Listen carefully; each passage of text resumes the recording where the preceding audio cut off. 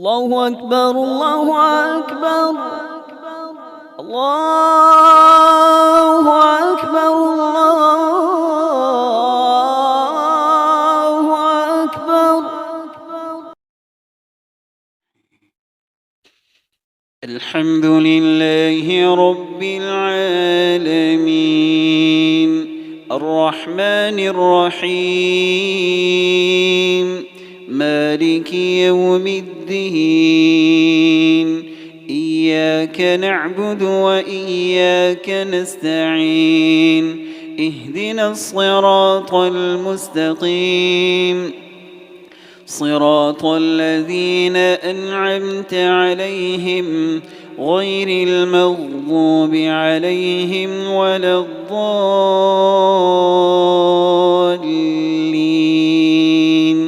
آمين.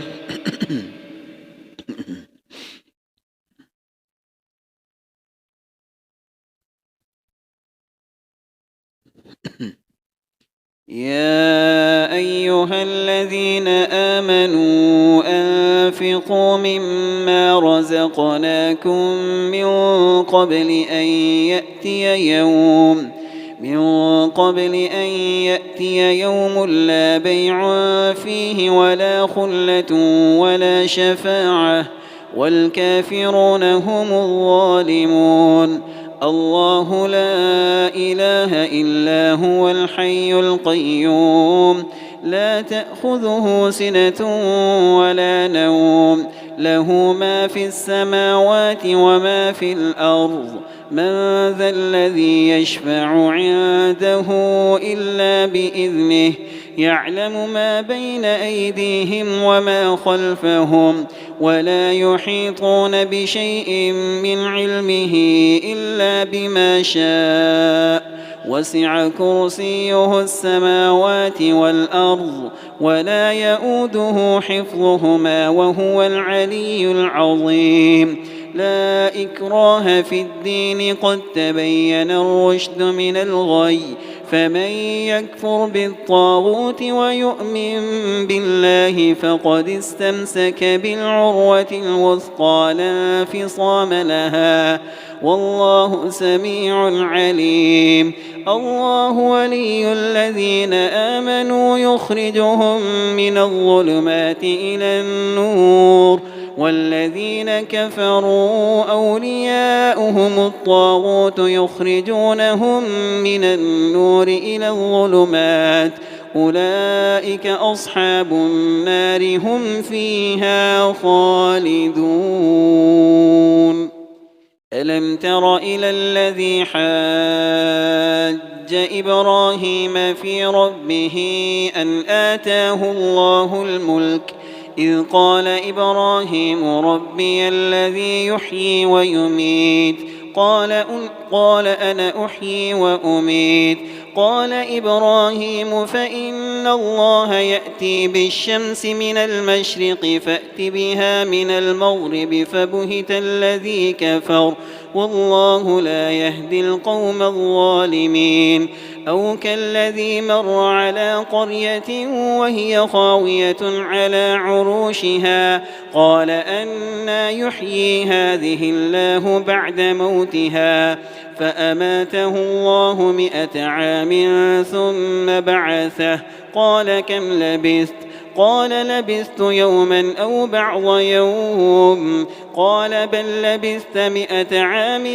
فانظر إلى طعامك وشرابك لم يتسنه وانظر إلى حمارك ولنجعلك آية للناس وانظر إلى العظام كيف ننشزها ثم نكسوها لحما فلما تبين له قال أعلم أن الله على كل شيء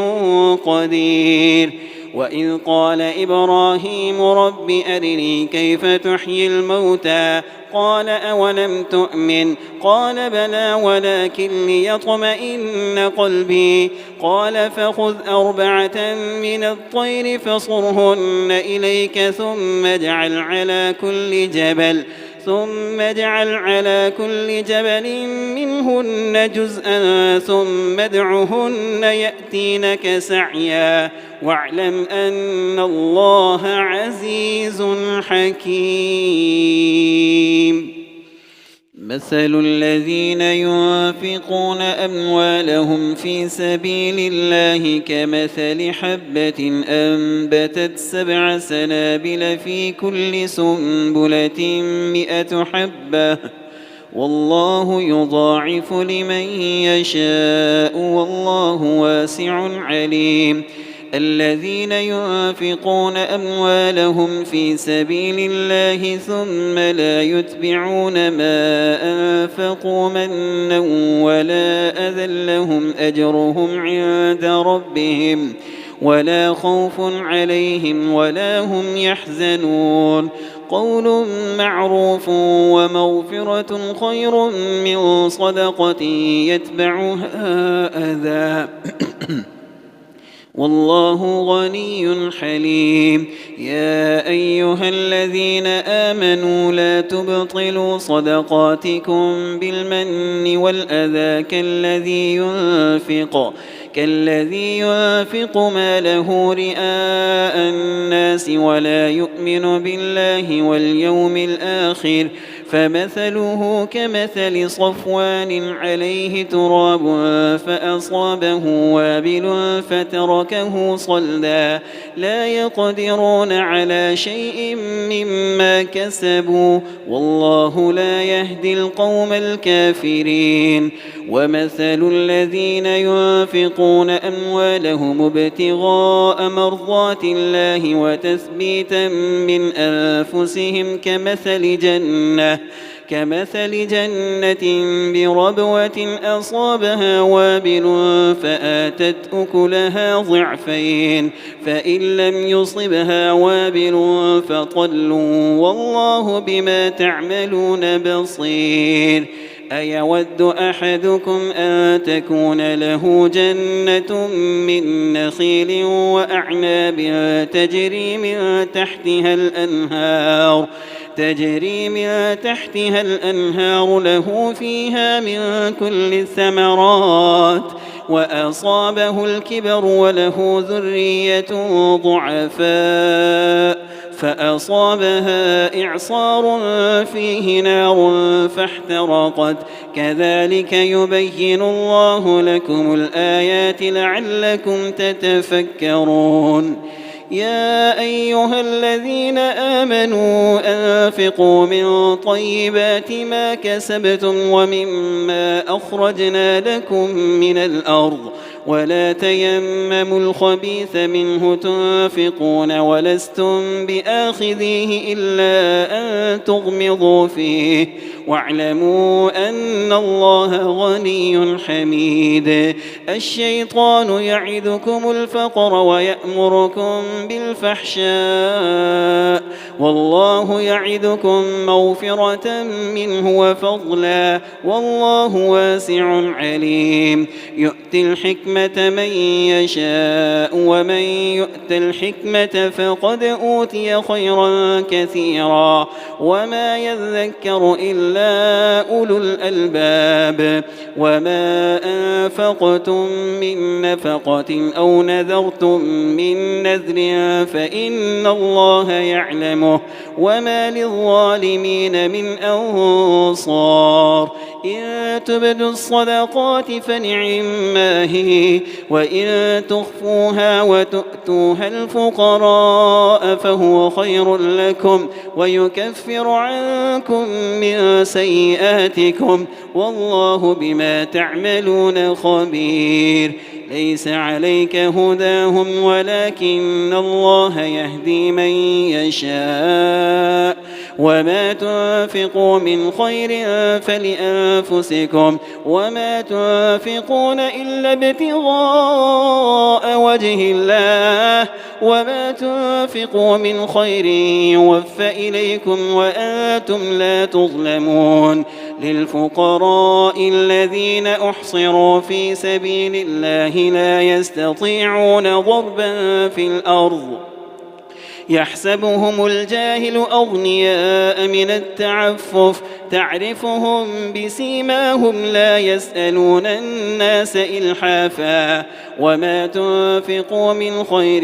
فإن الله به عليم الذين ينفقون أموالهم بالليل والنهار سرا وعلانية فلهم أجرهم عند ربهم ولا خوف عليهم ولا هم يحزنون الذين يأكلون الربا لا يقومون إلا كما يقوم الذي يتخبطه الشيطان من المس ذلك بأنهم قالوا إنما البيع مثل الربا وأحل الله البيع وحرم الربا فمن جاءه موعظة من ربه فانتهى فله ما سلف وأمره إلى الله ومن عاد فأولئك أصحاب النار هم فيها خالدون يمحق الله الربا ويربي الصدقات والله لا يحب كل كفار أثيم إن الذين آمنوا وعملوا الصالحات وأقاموا الصلاة وآتوا الزكاة لهم أجرهم عند ربهم ولا خوف عليهم ولا هم يحزنون يا أيها الذين آمنوا اتقوا الله وذروا ما بقي من الربا إن كنتم مؤمنين فإن لم تفعلوا فأذنوا بحرب من الله ورسوله وإن تبتم فلكم رؤوس أموالكم لا تظلمون ولا تظلمون وإن كان ذو عسرة فنظرة إلى ميسرة وأن تصدقوا خير لكم إن كنتم تعلمون واتقوا يوما ترجعون فيه إلى الله ثم توفى كل نفس ما كسبت وهم لا يظلمون يا أيها الذين آمنوا إذا تداينتم بدين إلى أجل مسمى فاكتبوه وليكتب بينكم كاتب بالعدل ولا يأب كاتب أن يكتب كما علمه الله فليكتب وليملل الذي عليه الحق وليتق الله ربه ولا يبخس منه شيئا فإن كان الذي عليه الحق سفيها أو ضعيفا أو لا يستطيع أن يمله فليملل وليه بالعدل واستشهدوا شهيدين من رجالكم فإن لم يكونا رجلين فرجل وامرأتان ممن ترضون من الشهداء أن تضل إحداهما فتذكر إحداهما الأخرى ولا يأبى الشهداء إذا ما دعوا ولا تسأموا أن تكتبوه صغيرا أو كبيرا إلى أجله ذلكم أقسط عند الله وأقوم للشهادة وأدنى ألا ترتابوا إلا أن تكون تجارة حاضرة تديرونها بينكم فليس عليكم جناح ألا تكتبوها وأشهدوا إذا تبايعتم ولا يضار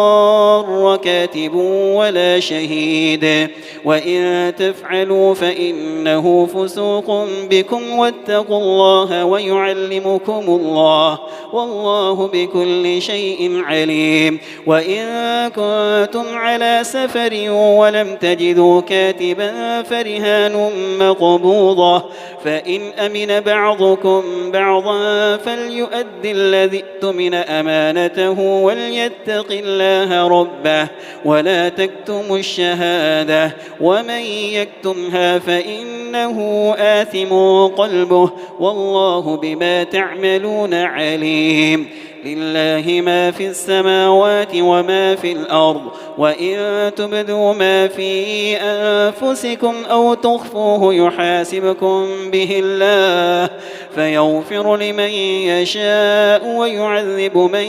يشاء والله على كل شيء قدير. آمن الرسول بما أنزل إليه من ربه والمؤمنون كل آمن بالله وملائكته وكتبه ورسله لا نفرق بين أحد من رسله وقالوا سمعنا وأطعنا غفرانك ربنا وإليك المصير. لا يكلف الله نفسا إلا وسعها لها ما كسبت وعليها ما اكتسبت ربنا لا تؤاخذنا إن نسينا أو أخطأنا ربنا ولا تحمل علينا إصرا كما حملته على الذين من قبلنا ربنا ولا تحملنا ما لا طاقة لنا به واعف عنا واغفر لنا وارحمنا أنت مولانا فانصرنا على القوم الكافرين. ألف لام ميم. الله لا إله إلا هو الحي القيوم نزل عليك الكتاب بالحق مصدقا لما بين يديه وأنزل التوراة والإنجيل من قبل هدى للناس وأنزل الفرقان إن الذين كفروا بآيات الله لهم عذاب شديد والله عزيز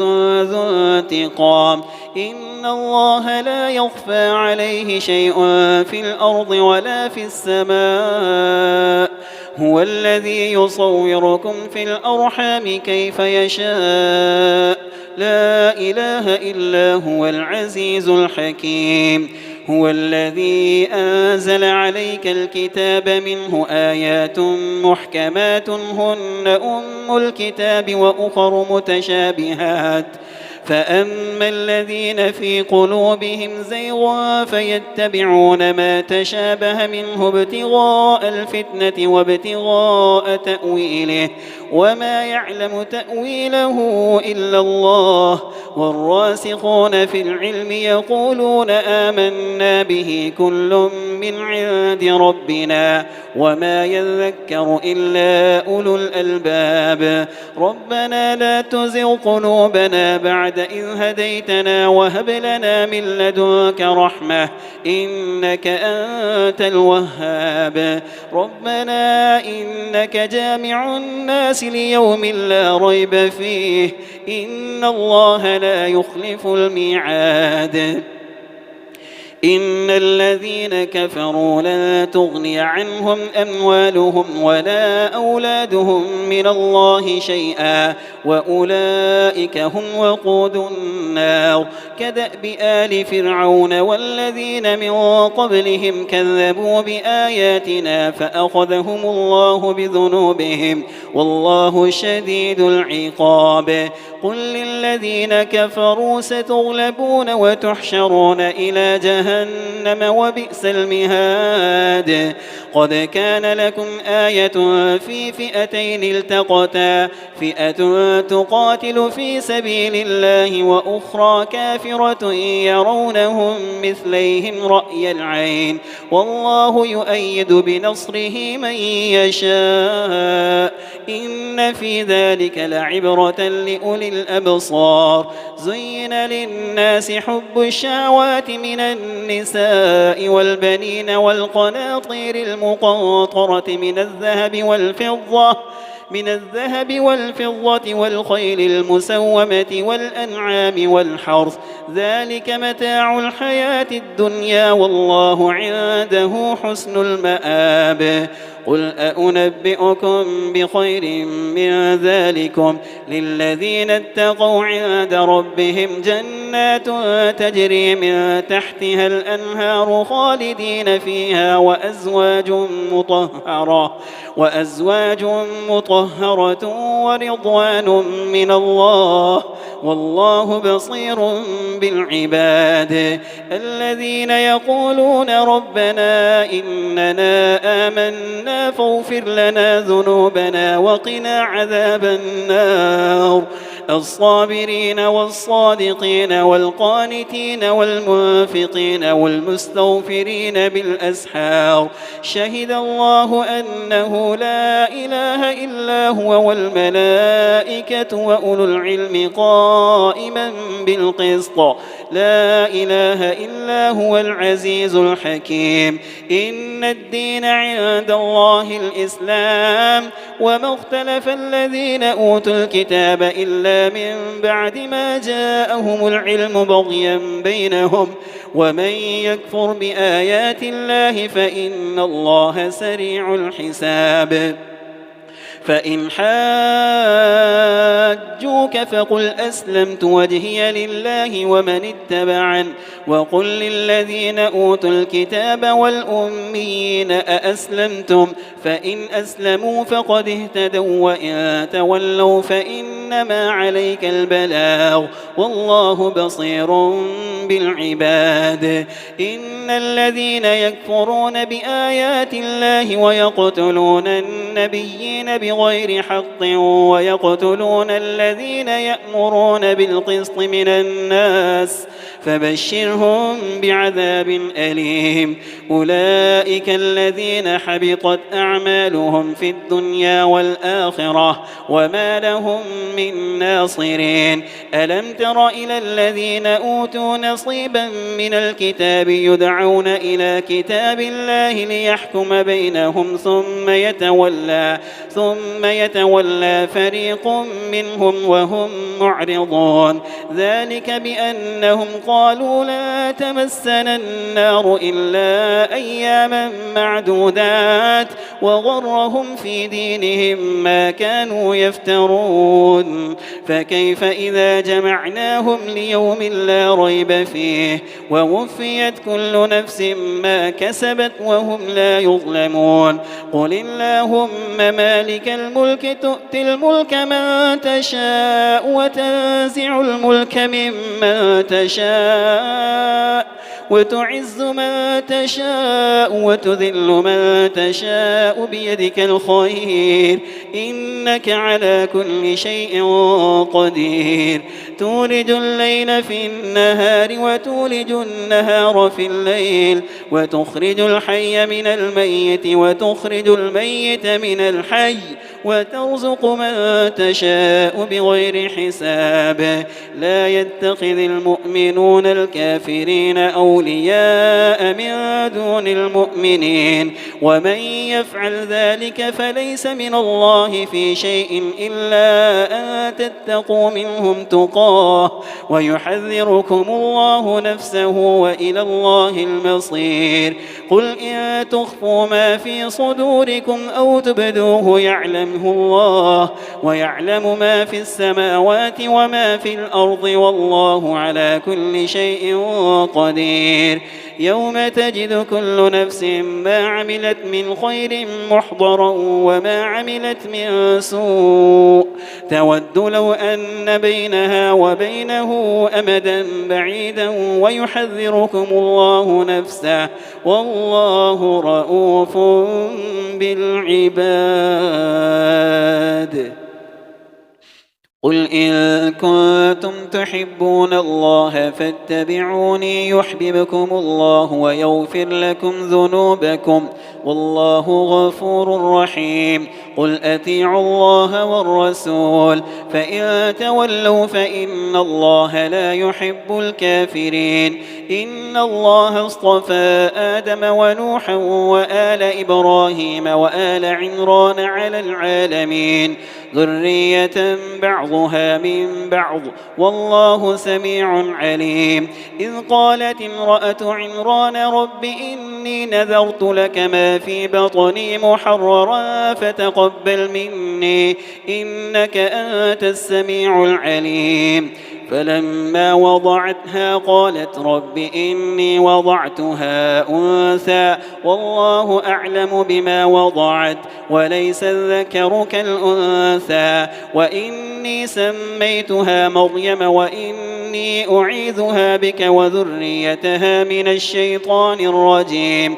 فتقبلها ربها بقبول حسن وأنبتها نباتا حسنا وكفلها زكريا. كلما دخل عليها زكريا المحراب وجد عندها رزقا قال يا مريم أنى لك هذا قالت هو من عند الله إن الله يرزق من يشاء بغير حساب. هنالك دعا زكريا ربه قال رب هب لي من لدنك ذرية طيبة إنك سميع الدعاء. فنادته الملائكة وهو قائم يصلي في المحراب أن الله يبشرك بيحيى مصدقا بكلمة من الله وسيدا وحصورا ونبيا من الصالحين. قال رب أنى يكون لي غلام وقد بلغني الكبر وامرأتي عاقر قال كذلك الله يفعل ما يشاء. قال رب اجعل لي آية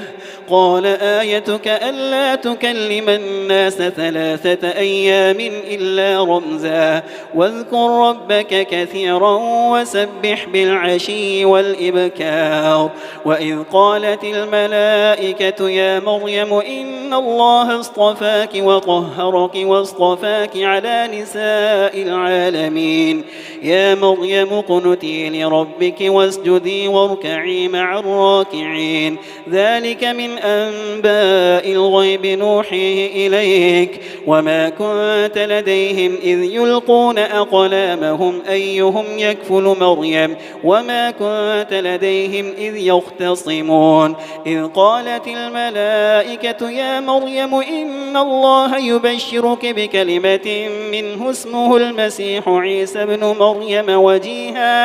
وجيها في الدنيا والآخرة ومن المقربين ويكلم الناس في المهد وكهلا ومن الصالحين. قالت رب أنى يكون لي ولد ولم يمسسني بشر قال كذلك الله يخلق ما يشاء إذا قضى أمرا فإنما يقول له كن فيكون. ويعلمه الكتاب والحكمة والتوراة والإنجيل ورسولا إلى بني إسرائيل أني قد جئتكم بآية من ربكم أني أخلق لكم من الطين كهيئة الطير فأنفخ فيه فيكون طيرا بإذن الله وأبرئ الأكمه والأبرص وأحيي الموتى بإذن الله وأنبئكم بما تأكلون وما تدخرون في بيوتكم إن في ذلك لآية لكم إن كنتم مؤمنين. ومصدقا لما بين يدي من التوراة ولأحل لكم بعض الذي حرم عليكم وجئتكم بآية من ربكم فاتقوا الله وأطيعون إن الله ربي وربكم فاعبدوه هذا صراط مستقيم. فلما أحس عيسى منهم الكفر قال من أنصاري إلى الله قال الحواريون نحن أنصار الله آمنا بالله واشهد بأننا مسلمون. ربنا آمنا بما أنزلت واتبعنا الرسول فاكتبنا مع الشاهدين. ومكروا ومكر الله والله خير الماكرين. إذ قال الله يا عيسى إني متوفيك ورافعك إلي ومطهرك من الذين كفروا وجاعل الذين اتبعوك فوق الذين كفروا إلى يوم القيامة ثم إلي مرجعكم فأحكم بينكم فيما كنتم فيه تختلفون فأما الذين كفروا فأعذبهم عذابا شديدا في الدنيا والآخرة وما لهم من ناصرين وأما الذين آمنوا وعملوا الصالحات فيوفيهم أجورهم والله لا يحب الظالمين ذلك نتلوه عليك من الآيات والذكر الحكيم إن مثل عيسى عند الله كمثل آدم خلقه من تراب ثم قال له كن فيكون الحق من ربك فلا تكن من الممترين فمن حاجك فيه من بعد ما جاءك من العلم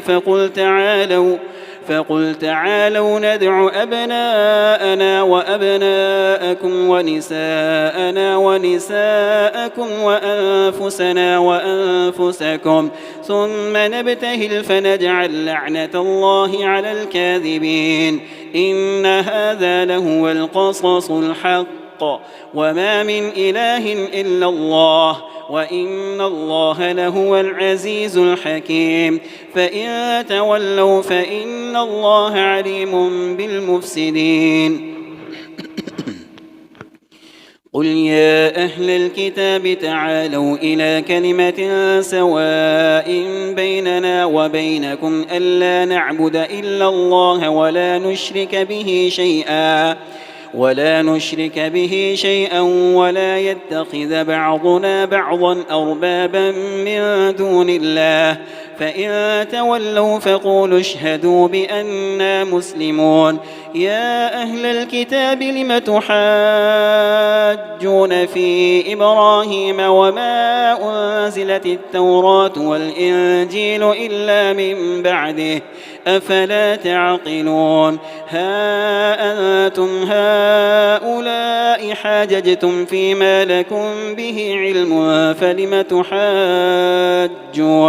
فلم تحاجون فيما ليس لكم به علم والله يعلم وأنتم لا تعلمون ما كان إبراهيم يهوديا ولا نصرانيا ولكن كان حنيفا مسلما وما كان من المشركين إن أولى الناس بإبراهيم للذين اتبعوه وهذا النبي والذين آمنوا والله ولي المؤمنين ودت طائفة من أهل الكتاب لو يضلونكم وما يضلون إلا أنفسهم وما يشعرون يا أهل الكتاب لم تكفرون بآيات الله وأنتم تشهدون يا أهل الكتاب لم تلبسون الحق بالباطل وتكتمون الحق وأنتم تعلمون وقالت طائفة من أهل الكتاب آمنوا بالذي أنزل على الذين آمنوا وجه النهار واكفروا آخره لعلهم يرجعون ولا تؤمنوا إلا لمن تبع دينكم قل إن الهدى هدى الله أن يؤتى أحد مثل ما أوتيتم أو يحاجوكم عند ربكم قل إن الفضل بيد الله يؤتيه من يشاء والله واسع عليم يختص برحمته من يشاء والله ذو الفضل العظيم ومن أهل الكتاب من إن تأمنه بقنطار يؤده إليك ومنهم من إن تأمنه بدينار لا يؤده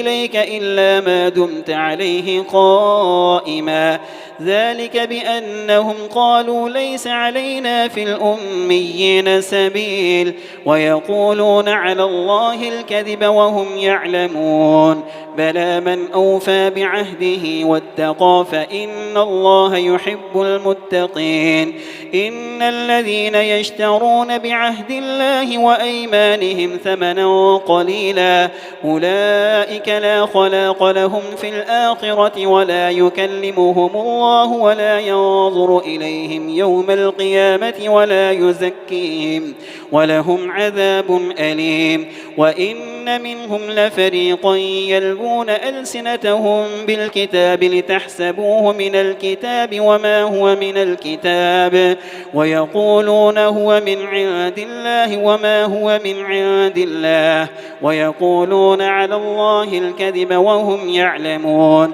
ما كان لبشر أن يؤتيه الله الكتاب والحكم والنبوة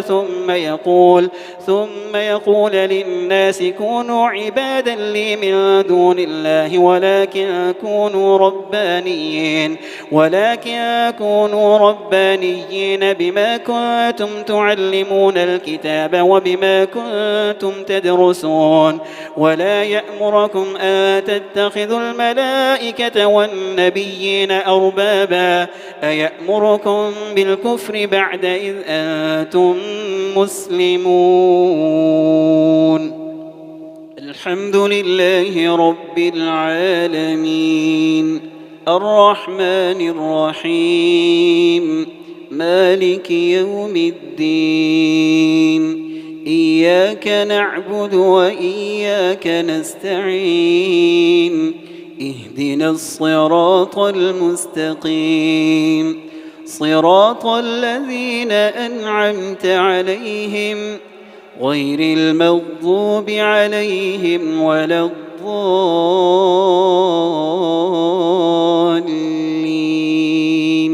آمين وإذ أخذ الله ميثاق النبيين لما آتيتكم من كتاب وحكمة ثم جاءكم رسول مصدق لما معكم لتؤمنن به ولتنصرنه قال أأقررتم وأخذتم على ذلكم إصري قالوا أقررنا قال فاشهدوا وأنا معكم من الشاهدين فمن تولى بعد ذلك فأولئك هم الفاسقون أفغير دين الله يبغون وله أسلم من في السماوات والأرض طوعا وكرها وإليه يرجعون قل آمنا بالله وما أنزل علينا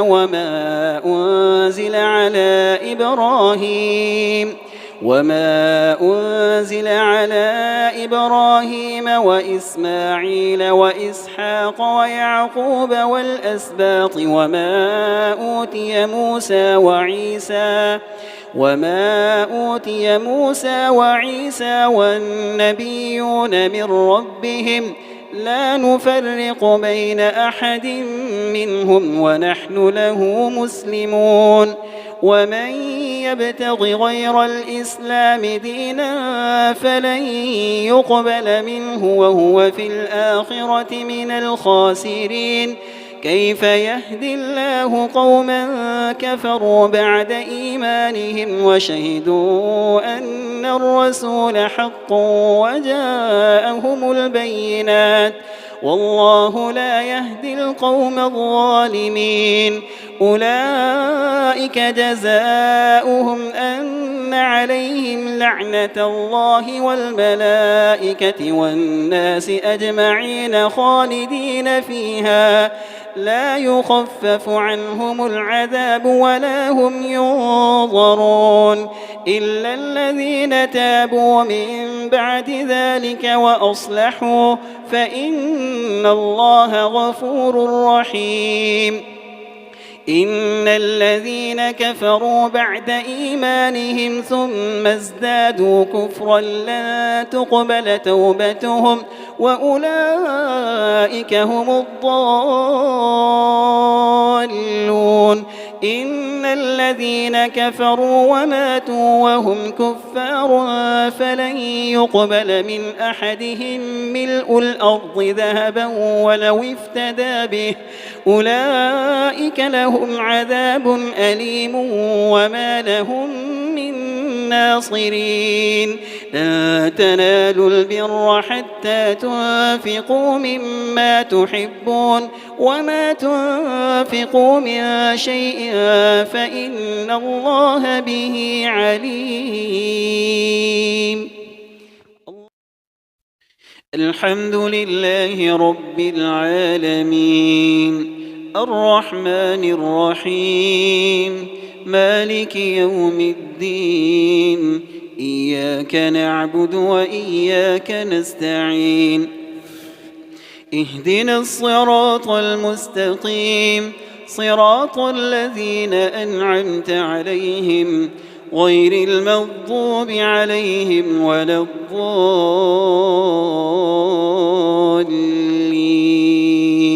آمين. كل الطعام كان حلا لبني إسرائيل إلا ما حرم إسرائيل على نفسه من قبل أن تنزل التوراة قل فأتوا بالتوراة فاتلوها إن كنتم صادقين. فمن افترى على الله الكذب من بعد ذلك فأولئك هم الظالمون. قل صدق الله فاتبعوا ملة إبراهيم حنيفا وما كان من المشركين. إن أول بيت وضع للناس للذي ببكة مباركا وهدى للعالمين فيه آيات بينات مقام إبراهيم ومن دخله كان آمنا ولله على الناس حج البيت من استطاع إليه سبيلا ومن كفر فإن الله غني عن العالمين.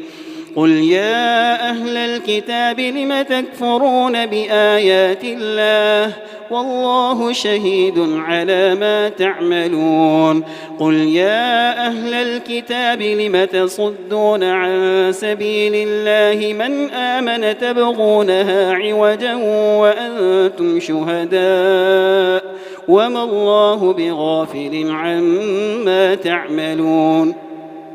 يا أيها الذين آمنوا إن تطيعوا فريقا من الذين أوتوا الكتاب يردوكم بعد إيمانكم كافرين وكيف تكفرون وأنتم تتلى عليكم آيات الله وفيكم رسوله ومن يعتصم بالله فقد هدي إلى صراط مستقيم. الله أكبر.